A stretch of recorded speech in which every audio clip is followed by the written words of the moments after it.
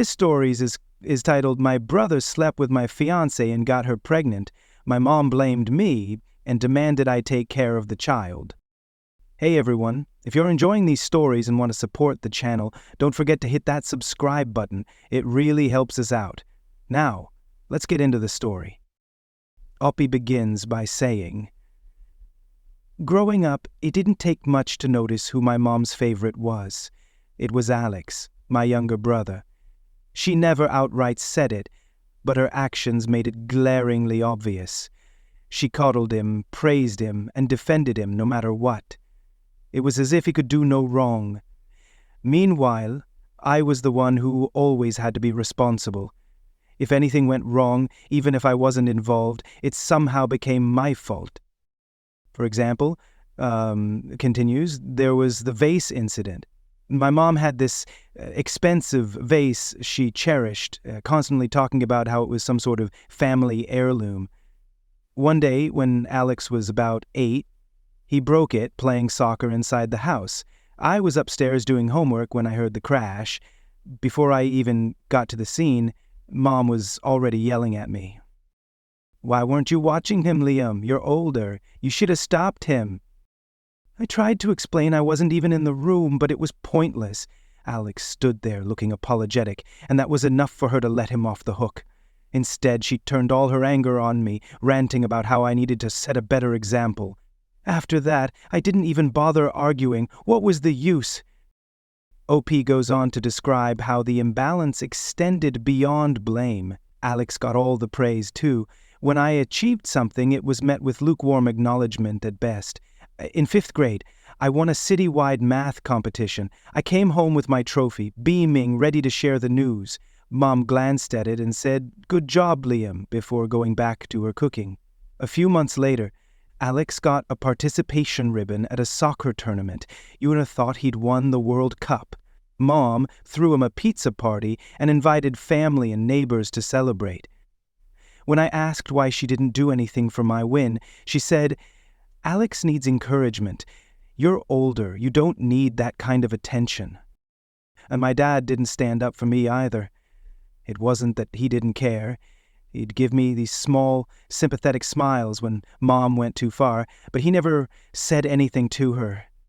I think he was scared of upsetting her or didn't know how to deal with her intensity. Either way, his silence made it clear I was on my own. The favoritism didn't end as they grew up. If anything, it became more blatant. I got into a prestigious university on a full scholarship after years of hard work. My mom barely reacted. She didn't even come to help me move in. I packed up, got on the bus alone, and set up my dorm without her. It hurt, but I told myself I didn't need her approval. A few years later, Alex got into a local community college, and Mom acted like it was the biggest accomplishment ever. She threw him a party, complete with balloons, a cake, and a slideshow of his high school highlights. They even bought him a used car as a congratulations gift. Meanwhile, I had biked 5 miles to my part-time job in high school and saved every penny just to afford textbooks. When I asked why they hadn't helped me, Mom said, "You're independent, Liam. You didn't need our help. Alex's situation is different." Different included him dropping out after 1 semester. But Mom wasn't upset. "He's just figuring out what he wants to do," she said. "He'll find his path."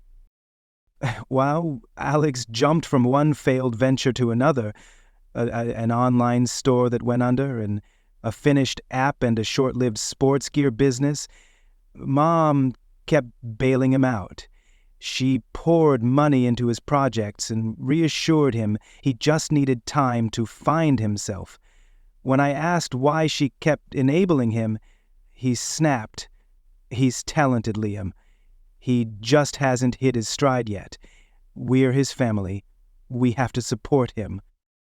I never got that kind of support. Whenever I asked for help, the answer was always the same. "You're strong. You can handle it on your own."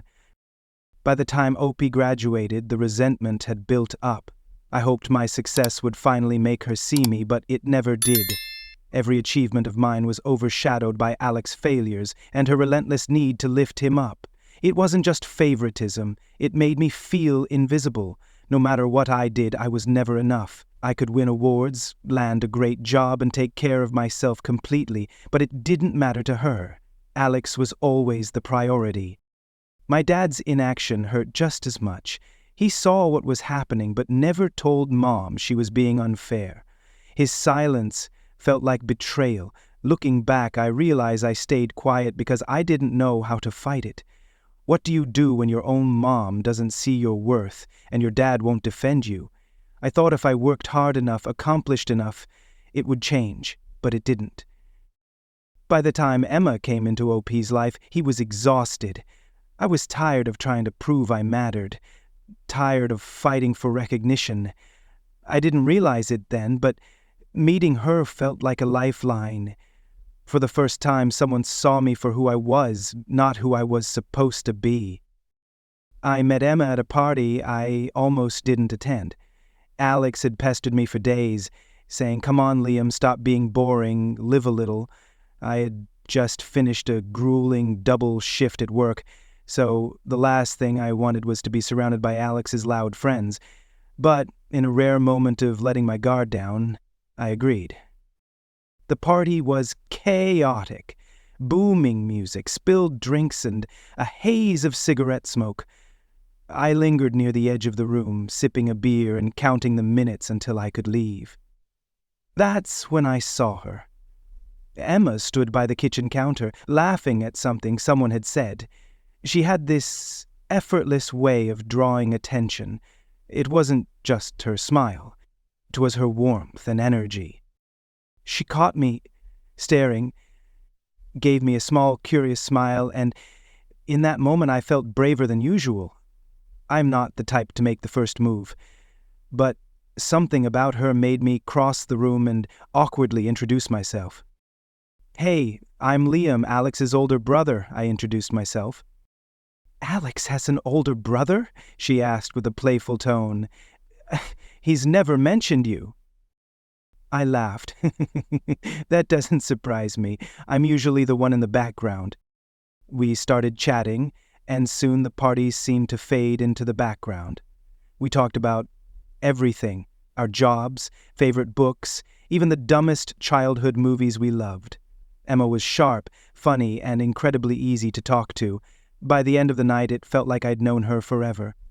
Before she left, I asked for her number. She smiled, scribbled it on a napkin, and said, "Don't make me regret this." Our first date was at a cozy little coffee shop. I was nervous, but Emma had a way of making me feel at ease almost instantly. She had this incredible ability to make you feel like the only person in the room. I couldn't believe someone like her could be interested in someone like me.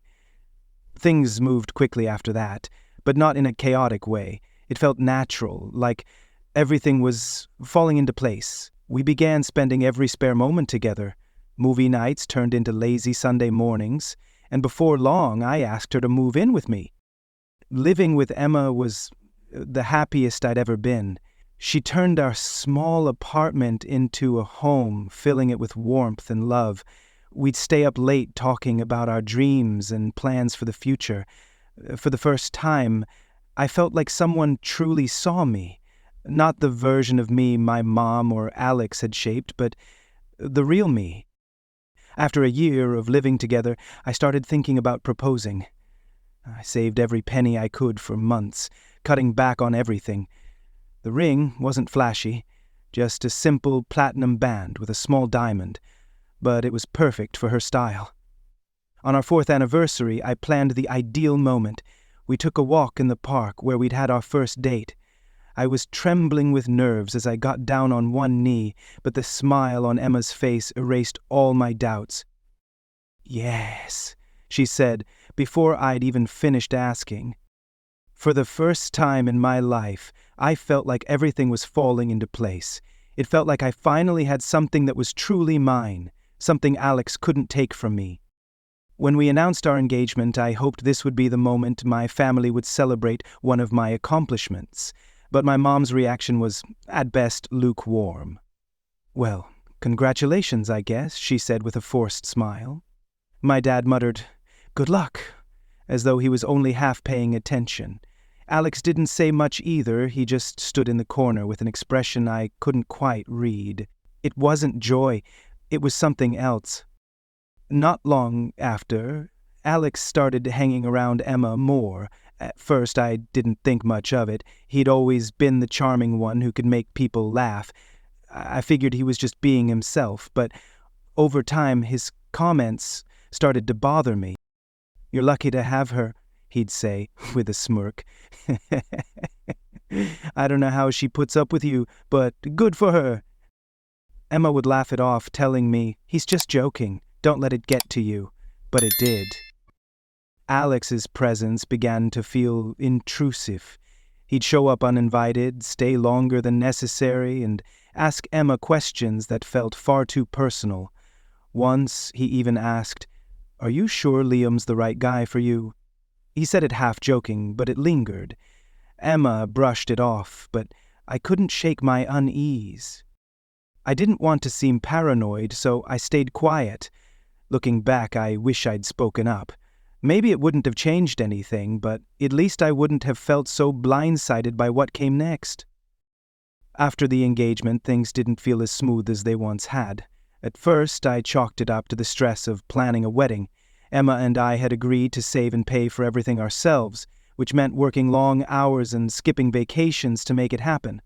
I thought the pressure was just getting to both of us.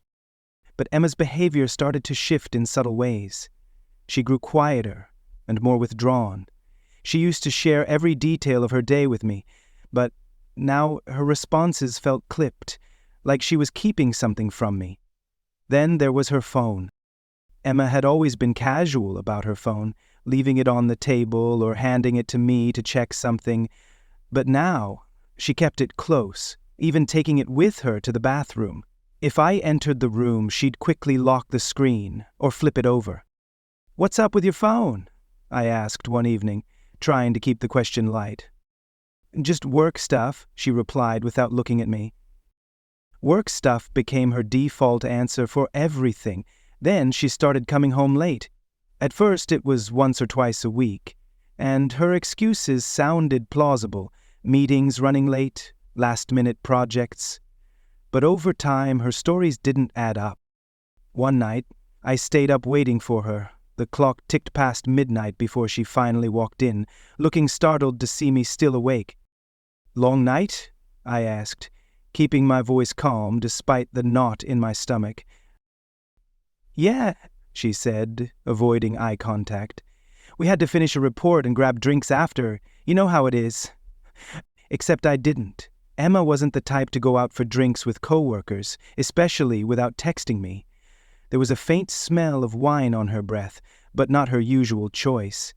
And there was also the subtle scent of cologne, not hers, and definitely not mine. I wanted to believe her, but a voice in the back of my mind told me something was wrong. A few weeks later, more changes became apparent. Emma had a glow about her that felt different. She smiled more, but it wasn't the carefree smile I knew. It was smaller, almost as if she was hiding something. Her appetite shifted too, and she started craving foods she used to hate. At first, I thought it was stress or a new diet she was trying. And then it hit me she might be pregnant. I was thrilled. Sure, we hadn't planned for it, but it felt like a sign that our future was coming together. I decided to wait for her to share the news herself, imagining how she'd tell me, how we'd celebrate, and how our lives would change for the better. One evening, Emma sat me down, her hands trembling and her face as pale as a sheet. "I need to tell you something," she began, her voice shaking. I smiled, assuming she was nervous about sharing the big news. "It's okay," I reassured her. "You can tell me anything."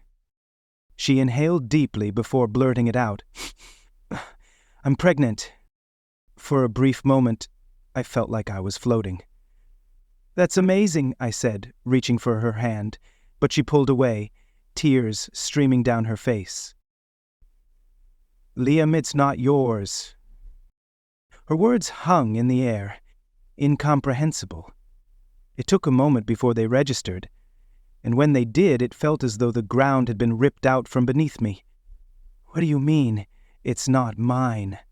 I whispered, my voice trembling. She couldn't meet my eyes. "It's Alex's." Oh, my world shattered. I stared at her, waiting for her to take it back, to tell me it was a cruel mistake or a horrible joke. But she didn't. Emma laid everything bare, or at least enough to destroy me completely. She explained it had started at our engagement party. While I was busy talking to guests, Alex cornered her. He told her she was making a mistake marrying me, that I didn't appreciate her. He preyed on her insecurities, planting doubts until she started to believe him. "It just happened," she said through tears. "I don't know why I let it." She tried to explain how Alex had promised her everything she thought I couldn't give. More attention, more affection, a brighter future. "He made me feel seen," she said, her voice breaking. I couldn't listen anymore. My chest felt like it was collapsing. "Pack your things and leave," I said, my voice cold and unfamiliar. She tried to apologize, to explain further, but I wasn't listening. By the time she walked out the door, I was left in silence, staring at the ruins of the life we'd built together. That night, I called Alex. He answered on the first ring as if he'd been expecting my call. "What did you do?" I demanded. His response was infuriatingly casual, like I'd asked about the weather. "It was a mistake," he said. "It didn't mean anything." When I pressed him harder, his tone shifted, dripping with smugness. "Maybe, if you were a better fiancé, this wouldn't have happened." I saw red. Grabbing my keys, I drove to his place, not even thinking about what I would do when I got there. When I arrived, I saw my mom standing on the porch, arms crossed like she'd been waiting for me. My dad stood beside her, looking utterly drained. "We need to talk," Mom said the moment I stepped out of the car. "I don't have anything to say to him," I snapped, nodding toward the house where Alex was undoubtedly hiding. But she wasn't going to let me walk away. "He didn't mean for this to happen," she said. "Emma led him on. You have to forgive him. He's your brother." I stared at her in disbelief. "Forgive him? He slept with my fiancée. He got her pregnant." "Is your brother," she repeated, as if that made it excusable. "Family comes first." I turned to my dad, hoping for some semblance of support, but he just looked away. In that moment, I realized I was on my own. After that night, it became clear my family had already chosen sides, and it wasn't mine. For days, I ignored calls from my parents. At first, I thought they'd eventually let it go, but my mom was relentless. Her voicemails ranged from guilt to terrifying trippings. "Liam, you're being ridiculous. You're tearing this family apart," she said in one message. My dad left messages too, but his were softer, almost apologetic. "Your mom is upset. We just want to sit down and talk this through," he said. I mean, it didn't make me feel better. It didn't make me feel better. If anything, it fueled my anger. I didn't want a conversation. I wanted them to understand how deeply they'd betrayed me. And it wasn't just my parents. My mom started rallying the extended family. Soon, aunts and uncles I hadn't spoken to in years were calling, texting, and even leaving comments on my social media posts. They all repeated the same thing. "You have to forgive Alex. He's your brother. Families go through rough patches. You'll regret cutting him out." No one addressed the betrayal, the lies, or the fact that Alex had knowingly destroyed my relationship. Instead, they framed it as a misunderstanding, something I was blowing out of proportion. One night, I got a call from my cousin Katie. She's one of the few relatives I've always been close with, so I answered, hoping for some support. "Liam, I just heard," she said, her voice hesitant. "Please don't tell me you're calling to defend Alex," I replied. "No," she said quickly. "I think what he did is disgusting. I don't understand why everyone is blaming you." I let out a bitter laugh. because that's how it's always been. Alex can do no wrong, and I'm the one who's expected to clean up the mess." Katie didn't argue. She knew I was right. "I just wanted to check on you. If you need someone to talk to, I'm here." Her words meant more to me than I could express. She was one of the only people who saw the situation for what it was, a complete betrayal. But most of my family wasn't like Katie. They bought into my mom's narrative that Alex was the victim, that Emma had seduced him, and that I was overreacting. My mom even suggested I reach out to Emma to help her through the pregnancy. "Help her?" I snapped when she brought it up over the phone. "That's your solution after what they did to me?" "She's pregnant, Liam," Mom said, as if that justified everything. "The baby is innocent in all this. You can't just walk away." "I don't owe that baby or them anything," I said before hanging up. But it didn't end there. My mom began showing up at my apartment. The first time, she knocked on the door for nearly an hour before finally leaving. The second time, she parked her car across the street, waiting for me to come outside. It was unnerving, to say the least. I started taking alternate routes home and avoided going out unless absolutely necessary. And she wasn't the only one escalating things. One afternoon at work, I received a call from the front desk. "Hi, Liam, there's someone here to see you. She says she's your mother." I froze. "Tell her I'm busy," I replied, hoping she'd take the hint. But Mom didn't. Instead, she began sharing stories with my coworkers. Later that day, Clara, a coworker, approached me with a worried expression. "Hey, is everything okay?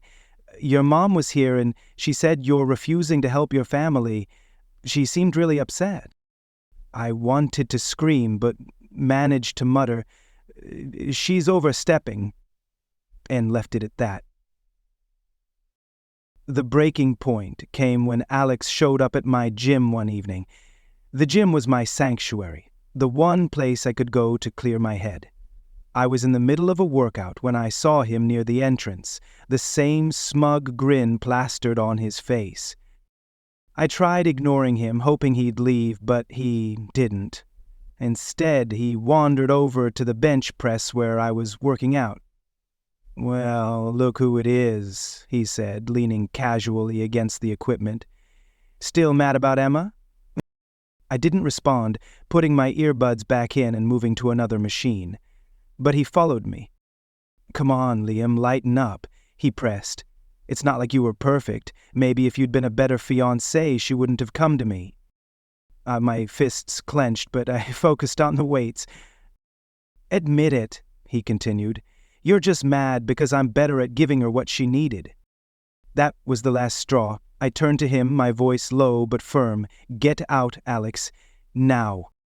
He laughed. "Or what, you're gonna run crying to Mom?"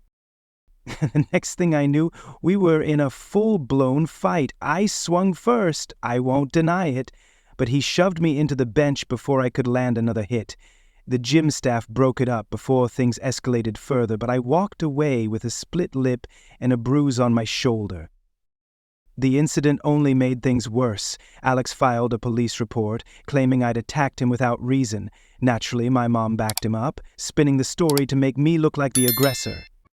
It was the final straw. The next day, I filed for a restraining order against Alex and my parents. When they found out, my mom called furious. "How could you do this to us? We're your family."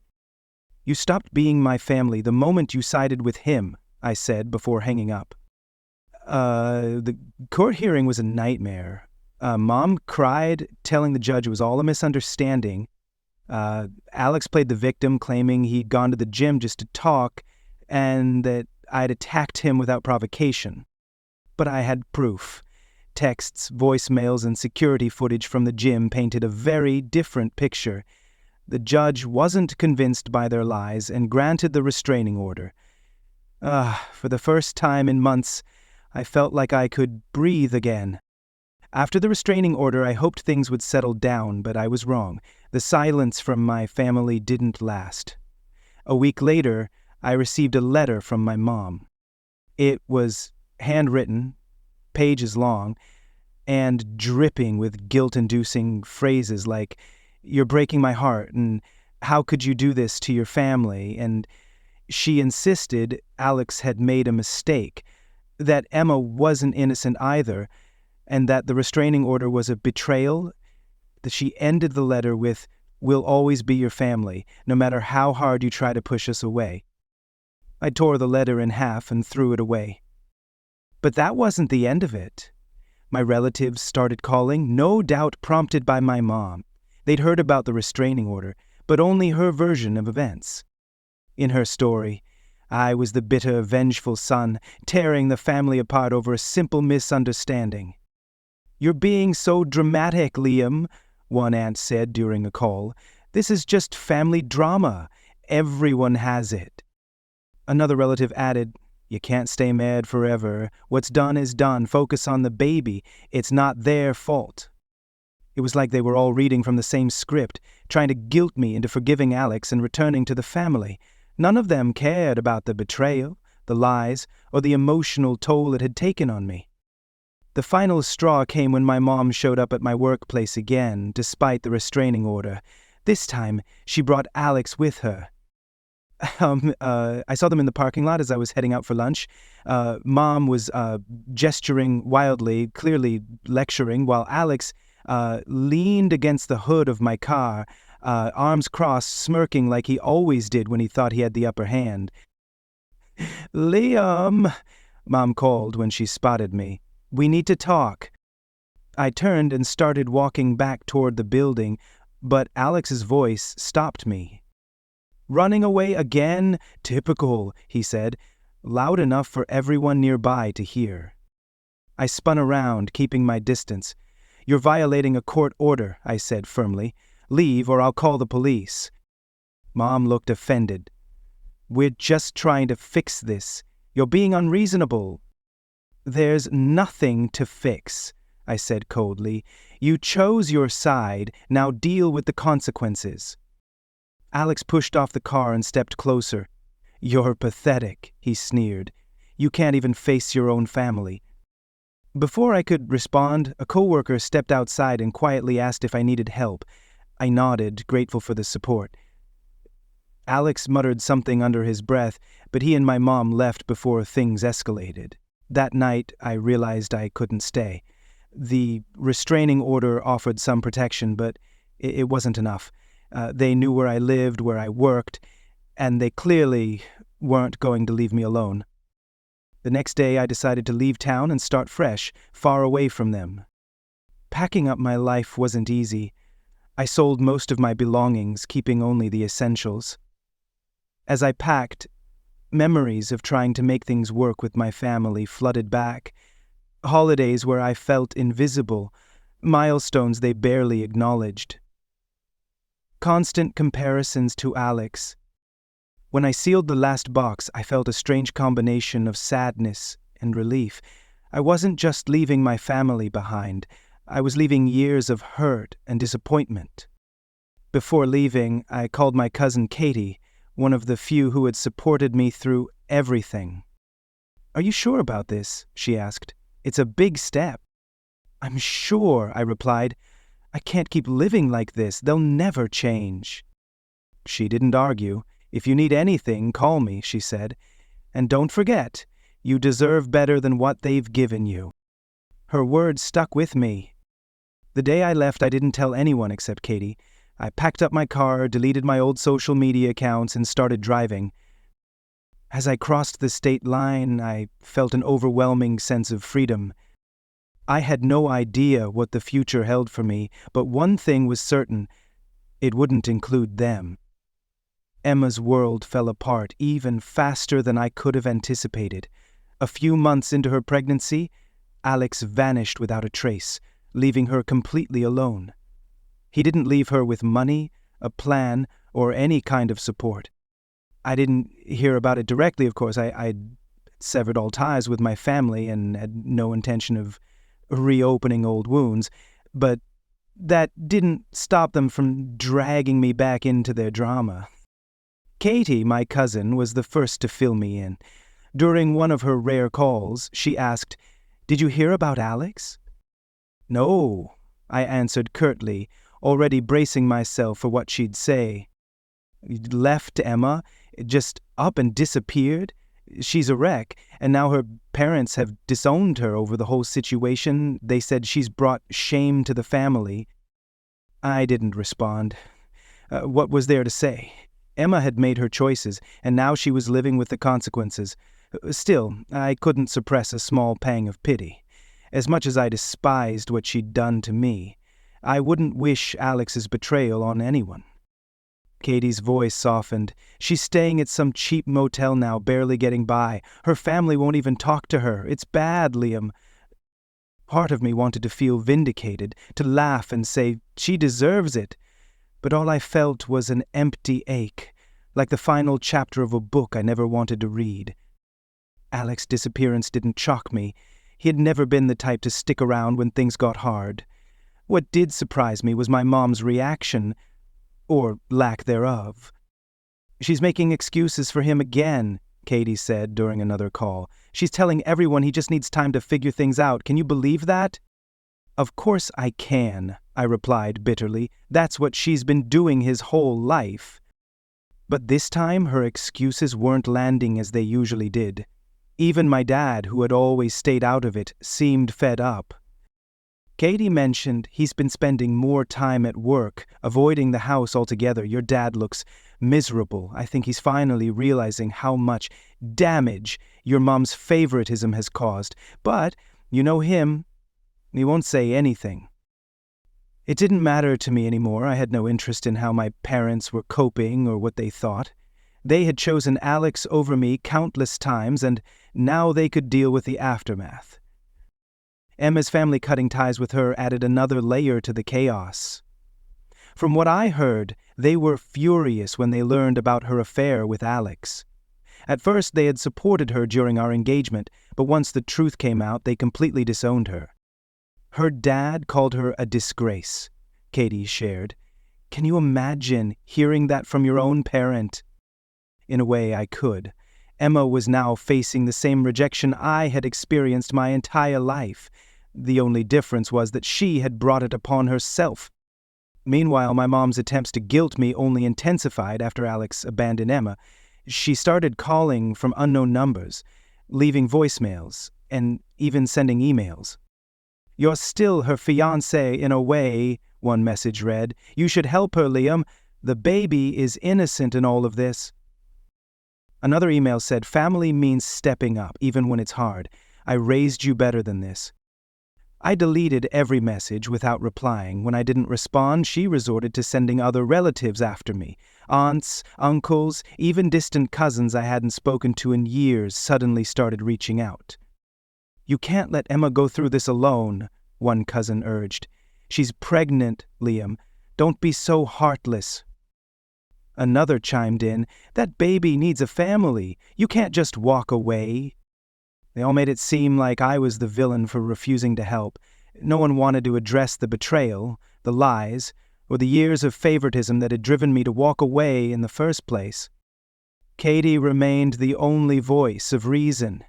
"Don't let them guilt you," she said firmly. "You've done nothing wrong. This is their mess, not yours." Her words were a lifeline. Despite the pressure, I stayed resolute in my decision to remain distant. I knew that getting involved would only drag me back into the chaos I had fought so hard to escape. Emma's struggles weren't my responsibility, and neither was Alex's absence. I focused on rebuilding my life instead. Therapy helped me work through the anger and resentment that lingered, and I found solace in the little things. I took Max, my dog, for long walks, explored my new city, and met people who didn't know anything about my past. Sometimes, late at night, I'd wonder how things might have been different if my mom had treated me fairly, if Alex hadn't betrayed me, or if Emma had made different choices. But those thoughts were fleeting. I'd learned that dwelling on the past only kept me tethered to it. Emma's story became just another chapter in the long list of reasons I had to cut ties with my family. I didn't take pleasure in her suffering, but I didn't feel compelled to fix it either. Life is about choices. Emma and Alex made theirs, and I made mine. For the first time in my life, I chose myself, and I have no regrets.